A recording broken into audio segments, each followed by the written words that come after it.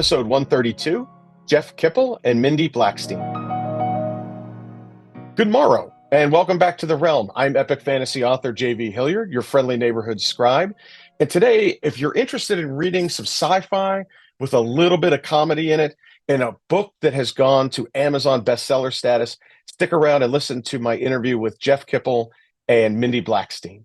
Jeff and Mindy, welcome to The Realm. Thank you. Thanks for having us. Tell our viewers a little bit about yourselves, what you write, and where they can find you. Sure. Mindy and I have been in the fitness and wellness and empowerment space for about 25 years. We helped to launch what's known as the natural bodybuilding and fitness model movement.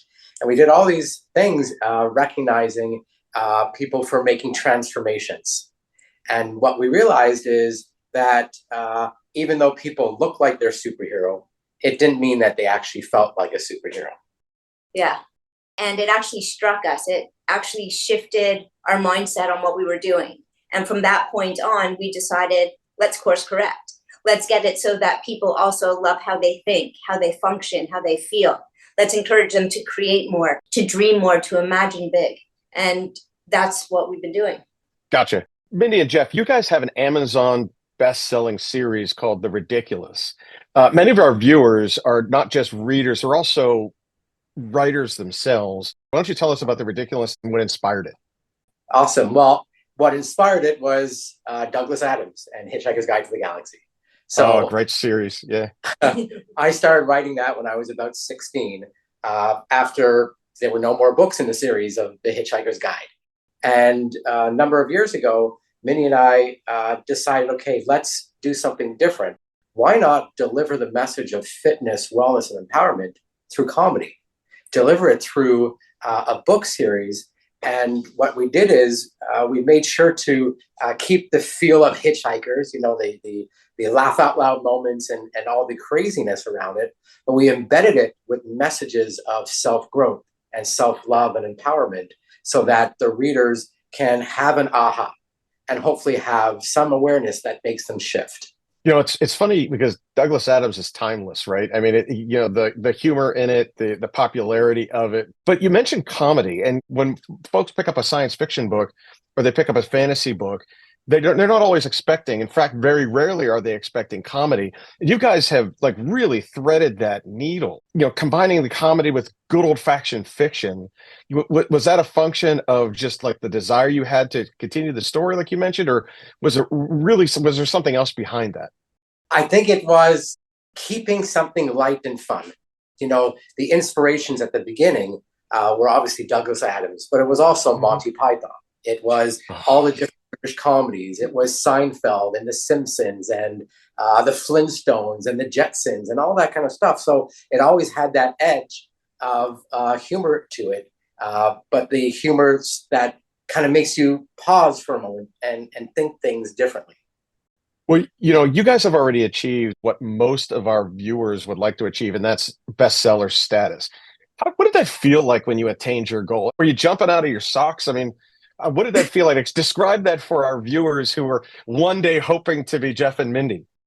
Well, it's an exciting feeling. Like, you know, one time I learned that if you don't celebrate something, like just little things in life, when something actually big comes through, you don't feel the excitement of it. So when this came through, the excitement that we felt was enormous because we saw that we weren't just a bestseller in one category, it was in additional categories and alongside the very people who inspired Jeff to write the book. What was so cool is we look at the list of the other people in that top listing. In that same list of top 10 was Jerry Seinfeld and was John Cleese with his book. It was like, holy cow. Like, it was so cool because it made it number one in comedy, in science fiction, in happiness, and in self-help and psychology humor. It's crazy because when I read it, everything you're describing, you can't leave the book without being happy. And so congratulations on the enormity of your success. I'm really happy for you guys. But I do have some serious questions for you. What's it like to write like a dynamic duo? I mean, is it always strawberries and cream, or is this something that, you know, there are standoffs from time to time? What's it like doing this together as a team? Well, it's interesting because it requires you to get through those non-strawberry and cream moments. because By the way, I did see Jeff look at you first before you answered. So I already know who leads the team here. because one of the issues that we have is that Jeff writes it first. So it's all his idea, the storyline, everything, that's him.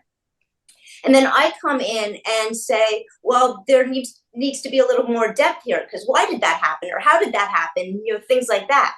And so in doing that, it would shift a little bit of what he was thinking. And at the beginning, he didn't like that at all. None of us like editors. Editor's a bad word, right? And I've now learned to like the process more. Because I've taught him. And she has taught me. But you know what we've been doing is we got to a point and developed a system. Well, now I read the chapter to Mindy. So she's hearing it. Then she edits it. Then she'll read it back to me. Then we'll do whatever we need to do. And then I'll read it back again. So we're going through a process together in a way that's making it fun. So it's like we just had to work through those little non-strawberry and cream moments. And we did. Well, let me ask you this. As writers, all authors spend their own money to see their stuff come to life. What was the best money you've ever spent as an author, and why would you tell others to spend it too? Okay, so the biggest part is the part of saying, I'm going to focus on the things I'm good at, and I'm going to let go, and I'm going to hire the people who know what they're doing. So, for example, the first time we realized that was with the book cover. So this was one of the first versions of the book, which was after we hired a graphic artist. And then this is the latest version, once we hired a very professional graphic artist. The biggest one was hiring the narrator. When we were looking for one, we put out an audition request on Audible. We had 100 people audition for it. And this one guy stood out beyond everybody. And it was, okay, we're going to hire him. He was just brilliant. So to us, that was it, because bringing a narrator in meant that it took the book to a whole new dimension. So to me, I think for authors looking to reach a different segment, that was huge. I think those were great answers. And my experience with my audiobooks was the same. You have to find the right narrator. And let's face it, I mean, audiobooks are the fastest growing part of our business. And you've got to embrace that audience. So I agree with you. It's very, very important. What do you guys have going on next? I mean, do you have any works in progress? I mean, you just mentioned the audiobook just got released. What do you got? What's next for the two of you? In the series, right now we're editing book 2. Book 3 is being written. But what we've done is we have a companion community to the book. So the book has all these aha moments and messages. Well, we want to give people the action steps that they can take so that they can continue on a journey of transformation if they were inspired. And we've aligned with some really key people in the world of AI and gamification and online technologies. So we have a companion community that is an accountability network so that people can continue on this journey. And if they were inspired to go and transform in some way, body, mind, heart, spirit, whatever it is, well, now they'll have the tools to be able to do that and stay connected to this whole series and tour. Well, look, Kate, we're coming to the end of our time here on The Realm. And so I usually have a nice lightning round that I throw at my guests, have a little fun with you guys. But since there's two of you, I'm going to ask this question once, but I expect 2 answers here. And I only have 3 questions because this will take a little longer with the 2 of you guys. But I'll start off with a softball. First of all, I got to say I'm jealous. I see where you guys travel. I see your pictures and it's good. So I'm going to ask this question. It has nothing to do with writing.